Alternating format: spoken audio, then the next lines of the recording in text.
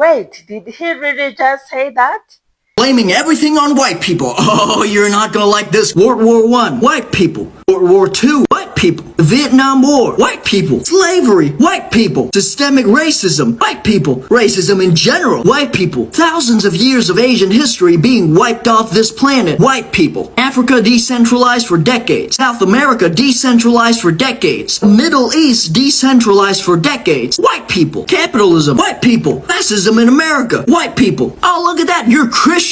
Bet. Christianity being used to justify slavery? White people. Christianity being used to justify massacring Native Americans? White people. There's a fake Christian that sold Bibles with his own names on it sitting in the White House right now that was built and maintained by slaves. This motherfucker's white. Who led Germany during the 1930s? A white Christian. Which group of people colonized Africa? White Christians. Klan members. White Christians. St. Peter's Cross being misunderstood as a symbol of Satanism. White people. Border problems. White people.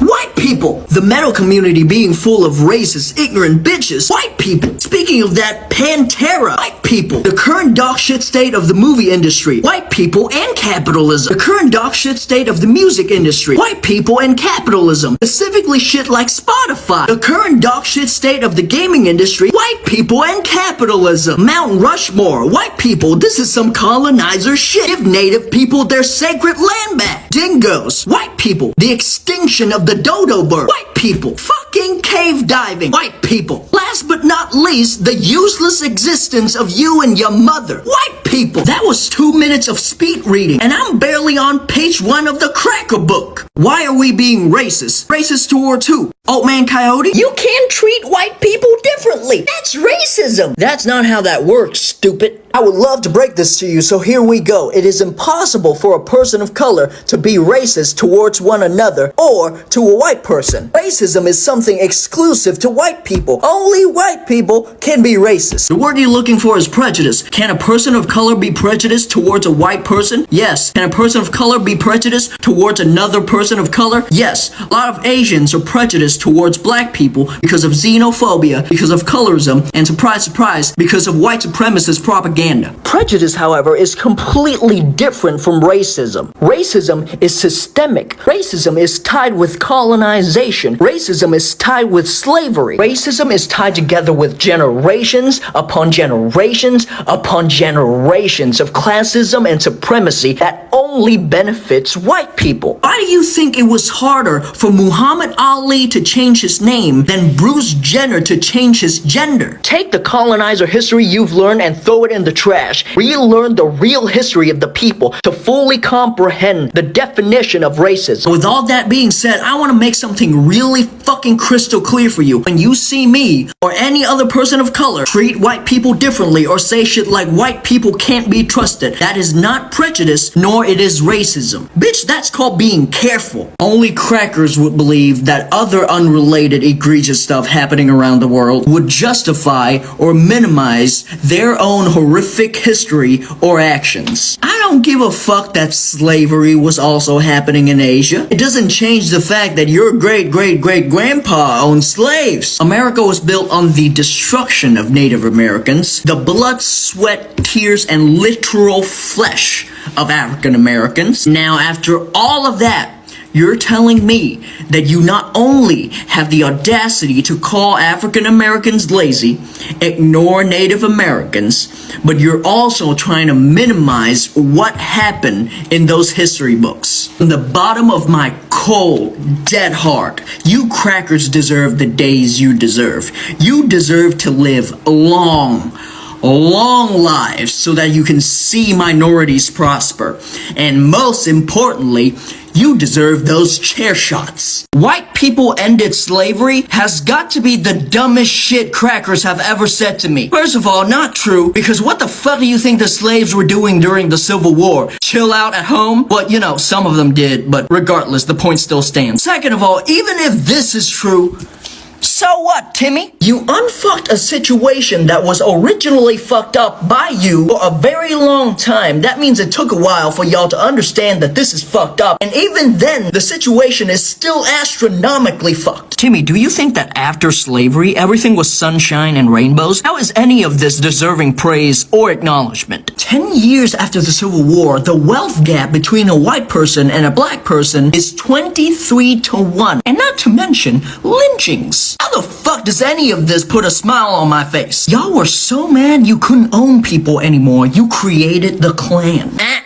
Don't type in my comment section, the Klan was created by the Democrats. This is some convenient shit only the whites would say. If the originality of something determines what it is, then all crackers go back to Europe. Every white person should be forced to look at the picture of Emmett Till before he was buried. And then you will finally understand that this doesn't mean jack shit to me. And especially, it doesn't mean jack shit to my scrumptious African Americans. Don't be mad at black people in TV shows and movies, and then go to church every Sunday to pray to white Jesus. I've seen a lot of Twitter fingers complaining about this, and this, but then it's fucking crickets when it comes to this. Don't sit there and pretend like you guys are bitching and moaning about these media because they are historically incorrect, or as if they are not staying true to the original work. You guys don't give a fuck about that. All of this yapping, it's because you're racist. Take the hood off, Timothy. We all know it's you. You complain about this because it fits your racist agenda, but not this because it doesn't fit your racist agenda. You guys were yapping constantly about how Ariel cannot be black. There's all this yapping when Moses is white.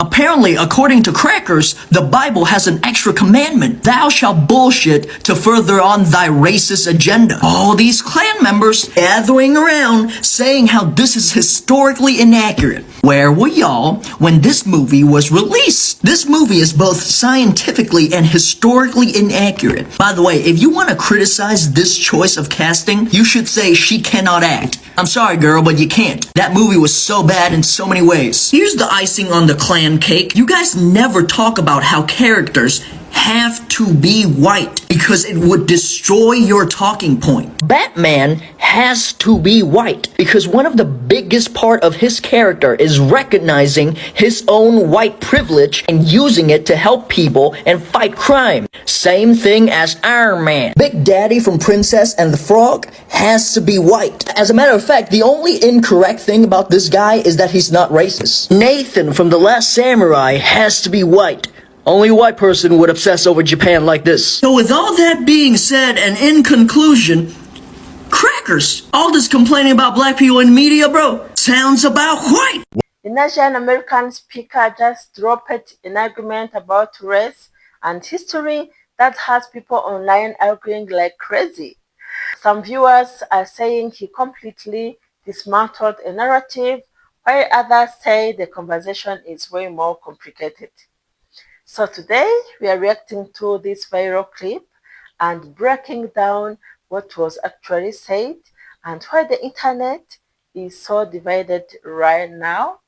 Because whether you agree or disagree, this discussion is definitely getting people talking. Let's get into it.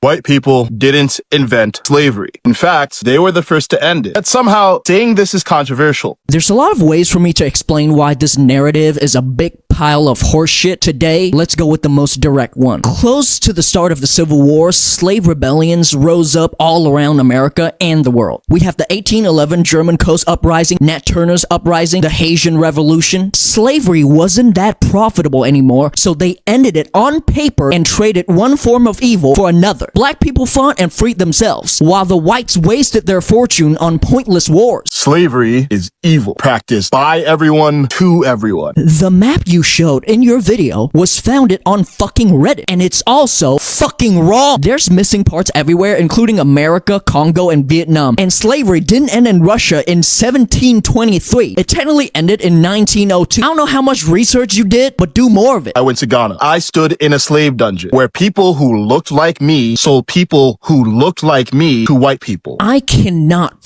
fucking believe those words came out of your mouth? Let's take a look at these 5 Native American tribes. For the longest time, they live with white people. They developed economic ties, they own slaves, they signed treaties, they even wear European clothes. Do you know why they did this? Because all the other tribes that didn't were nearly fucking wiped out. The same thing happened to African people, dumbass. It especially happened to the people in Ghana, the place you fucking went to. Europeans did take slavery to another scale, but it's not because they were more evil. It's because they had the technology to commit evil on an industrial scale. Let me understand your logic. Better technology equals slavery. Don't multiply yourself. By the way, the people with less technology were undefeated for 30 years. Which major power stopped slavery first? The British. For fucking who, when, and where exactly? Immediately after slavery ended on paper, European countries colonized Africa. It was literally called the Scramble for Africa because they were panicking that slavery ended. From 1904 till 1945, the British owned 25% of the world, and they were stealing and taking every resources and wealth they can from these colonies. The rest of the video is just some all lives matter shit that I'm not gonna entertain, but one thing before I leave. I'm not making this video to debunk this guy or to make the whites mad. I consider these people lost causes. I'm making this video for the younger generation to show you guys what the whites is really about. That this country was built with blood and bones. Because I know they're not teaching this shit in school. Black people and Asian people are meant for each other. I know H-Mart Gate is over, but let me piggyback off this subject and present to you Black and Asian solidarity. If you guys don't know, we've always been there for each other since the beginning. Let's take a trip through history to really understand that. Black people were dying in the Vietnam War more than white people per capita.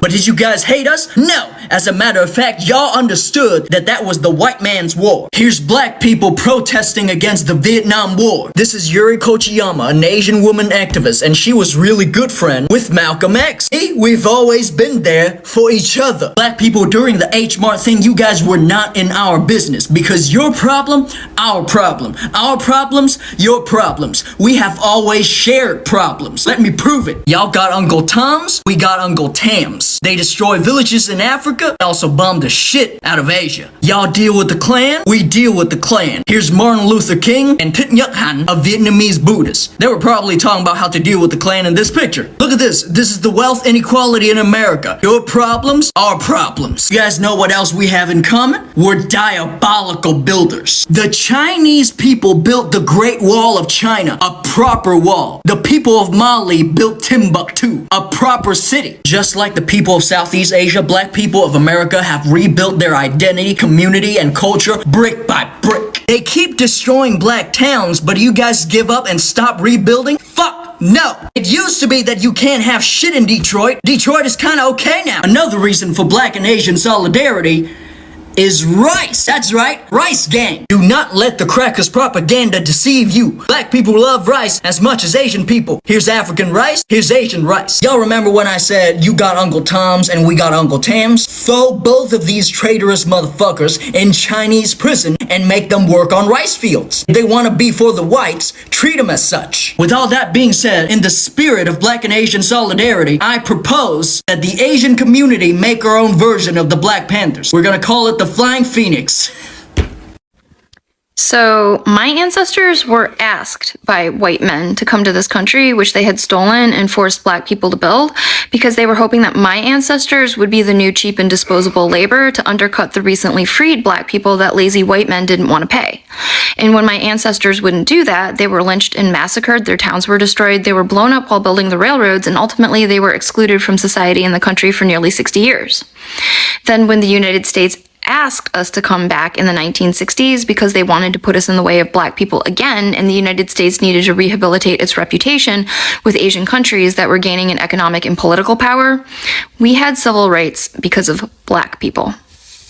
Hot take, but I think that Asian people and black people are meant to be friends. We have so many cultural similarities that make it easy to relate to each other. Both cultures got family values, tough ass food, strict ass parents. Oh, and don't get me started on family functions. My homeboys be talking about black people get turned at the family function. Hey, you haven't seen the Asian family functions though. I'm talking about Viet, Filipino, Kazakh. We go crazy. Hear me out. Every Jackie Chan meets his Chris Tucker. On some real shit, me and my black friends, we just click. Like if I'm playing R&B in the car, they're gonna be like, yo, pass me the aux. I fuck with anime, they gon' watch it with me. Bro, now that I think of it, there's so many examples of this type of friendship online. Bro, why do you think Kai Cenat and Ray got along so well? K-pop music literally takes inspiration from African American artists. There's way too many similarities. Anyways, let me know in the comments what you guys think, and also let me know what other race duos there are. I'm mad at Asian Americans because why are we so smart but so silent? What's with the silence? I suspect that if we opened our mouths, we would side with black people and other brown people as the real American heroes. Yeah, we're brown, not white. But this would disrupt the white supremacy brainwash we're caught in. And deep down, we hate ourselves for siding with whiteness. We know they're wrong. Our silence is the sound of us hating ourselves.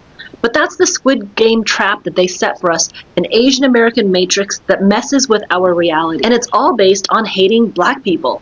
You know, the ones we're all secretly trying to copy, even the white peoples. White supremacy isn't smart, but it's tricky like that. You like being tricked? I don't know any Asians who put up with that. We gotta decolonize ourselves and find Asian joy. Therein lies our voice. Welcome back, everyone. If you're new here, this channel reacts to trending conversations happening in the US, especially topics around culture, society, and debates that get people thinking. So today, we are looking at a viral clip where an Asian American speaker is challenging certain narratives about race and history in America. The video has already pulled in thousands of views, and the comment section is full of people debating what was said. So why is this clip blowing up? Because anytime someone makes a bold claim about race, identity, or history in America, the conversation immediately gets intense. In this clip, the speaker is presenting arguments that some viewers feel challenge commonly accepted ideas, and when statements like that go viral, two things always happen. Some people say, finally someone said it. Others say, hold on, that's not the full story. That's exactly what we are seeing with this video. When we listen closely to what he's saying, the main point seems to be about questioning certain narratives. Yeah, and also encouraging people to think critically. Now, that's something that happens a lot in online debates today. And some different groups bring different historical interpretations, different experiences, and different perspectives. And when those perspectives clash, it can create very intense discussions online. One reason this video has sparked so many reactions is because race and identity are extremely sensitive topics in the United States. These conversations connect to history, culture, and personal experiences. So when someone challenges a narrative, people don't just see it as intellectual debate. They see it as something connected to real-world experiences and historical context. Yeah, and that's true. That's very true. So my reaction to this whole situation is that conversations like this can be important, but they also need nuance. Yeah, they need nuance. History is very simple. Most major historical issues have multiple perspectives, multiple sources, and sometimes conflicting interpretations. So whenever a viral video claims to have completely destroyed an argument or exposed a hidden truth, it's always worth slowing down and looking at the full context. What this moment really shows is how powerful social media debates have become. One viral clip can instantly spark conversations between thousands, sometimes millions of people around the world.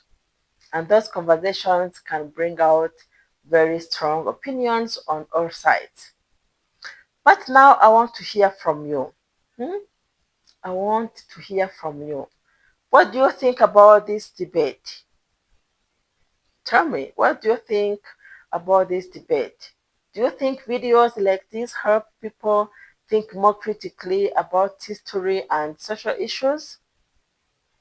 Or do you think viral clips sometimes oversimplify complicated topics? Tell me. Drop your thoughts in the comments.